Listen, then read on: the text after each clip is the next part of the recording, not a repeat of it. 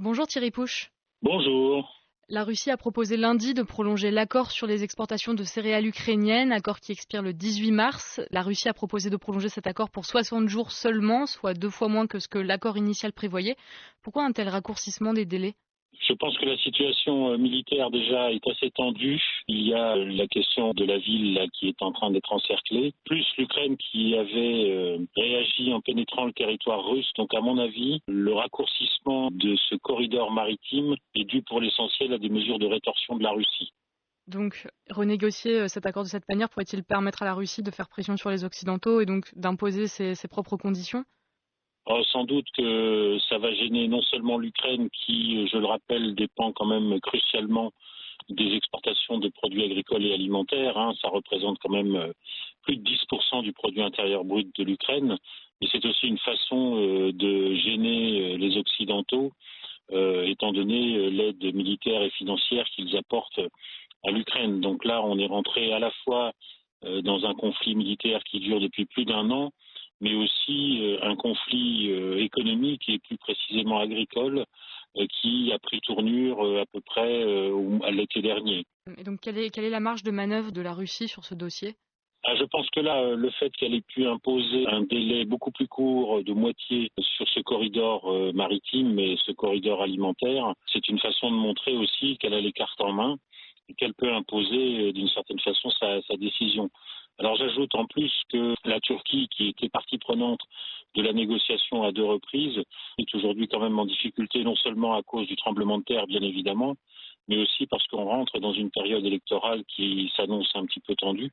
Donc je crois que la Russie a saisi l'occasion pour reprendre un petit peu les cartes en main et imposer son choix. Et donc, quelles pourraient être les suites? Donc, même si l'accord est renouvelé pour 2 mois, une nouvelle renégociation aura lieu donc dans 60 jours. Est-ce que là, l'accord pourrait être encore renouvelé? Quelles sont les perspectives? Alors déjà, il faut rappeler aussi que dans la négociation qui s'annonçait, l'Ukraine avait demandé une prolongation, mais pour une année. Donc là, on voit que c'est un échec pour l'Ukraine. Ça, c'est une première chose. Et le fait qu'on ait à négocier dans 2 mois, évidemment, ça va dépendre de l'évolution de la situation en Turquie, parce qu'encore une fois, c'est un acteur important de cette négociation. Deuxièmement, il est aussi probable, mais ce n'est qu'une hypothèse au stade où on en est, que 2 mois, c'est aussi une façon pour la Russie d'annoncer que la prochaine fois, il n'y aura pas forcément de reconduction de cet accord. Donc, soit on va s'acheminer vers des négociations tous les 2 mois, et éventuellement, il pourrait y avoir une période de 4 mois qui pourrait être rétablie, mais l'autre hypothèse, c'est que raccourcir de moitié cette durée d'accord, ça peut préfigurer un échec la prochaine fois et un refus de Moscou de prolonger cet accord. Et dans ce cas-là, quelles pourraient être les conséquences d'un refus total de renouvellement de l'accord?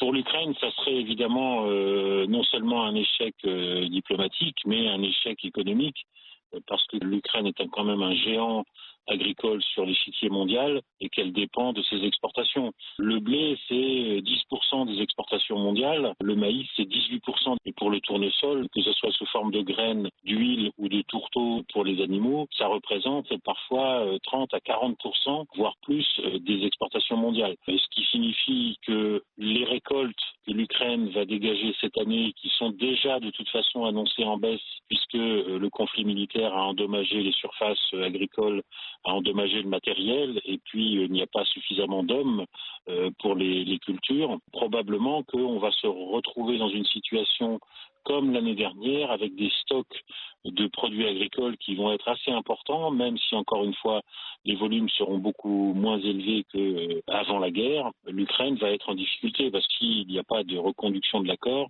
Elle ne pourra plus exporter ses produits agricoles. Donc c'est à la fois une perte financière, mais en plus, pour les récoltes qui vont rester sur le territoire ukrainien, ça risque évidemment de perdre en qualité.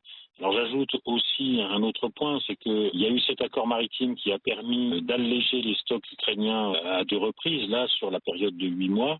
Mais l'Ukraine aussi est aidée par l'Union européenne en particulier pour passer par la voie ferroviaire ou par la voie terrestre, c'est-à-dire avec des camions ou des trains. Or, il se trouve qu'un train même très long ne peut pas charger plus de 3000 tonnes au maximum, alors qu'un bateau peut charger 60 000 tonnes de grains. Donc vous voyez qu'il y a une grosse différence.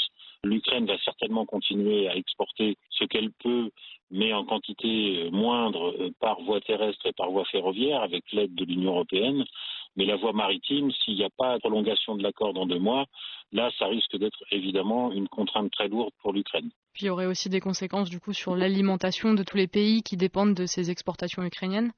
Absolument. Les pays comme l'Égypte, comme la Tunisie, comme certains pays d'Afrique subsaharienne, comme la Somalie par exemple, dépendent quand même crucialement de ces exportations ukrainiennes.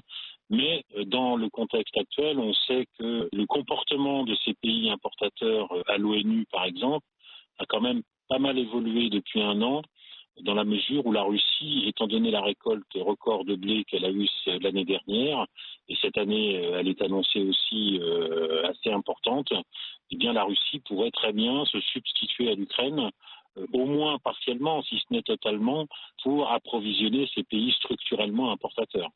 D'accord, donc la Russie pourrait venir remplacer l'Ukraine en finalement ne renouvelant pas cet accord d'ici 2 mois. Alors, votre question soulève un problème important parce que, au-delà de cet accord maritime qui avait été mis en place en juillet, reconduit en octobre et à nouveau là prolongé de 2 mois seulement, si la Russie parvient à approvisionner des pays qui jusque-là s'adressaient à l'Ukraine pour importer des grains, eh bien la Russie deviendrait, ce qu'elle est déjà probablement en train de faire, deviendrait une puissance agricole absolument gigantesque, avec un pouvoir alimentaire sur une partie du monde tout à fait inédit. Et donc est-ce que la Russie aurait des choses à perdre à ne pas renouveler cet accord? En termes de volume de grains et en termes de capacité à exporter, il est peu probable qu'elle ait à perdre s'il n'y avait plus d'accord. La seule chose qui pourrait se présenter devant elle, c'est des sanctions qui pourraient être alourdies pour l'empêcher d'exporter. Mais je ne vois pas très bien comment des pays d'Afrique du Nord ou d'Afrique subsaharienne, voire quelques pays d'Asie, notamment la Chine, pourraient se passer du blé russe. Donc les sanctions occidentales qui seraient alourdies dans ce cadre-là, à mon avis, n'auraient pas beaucoup d'effet. Merci beaucoup pour ces éclaircissements, merci beaucoup. Merci à vous.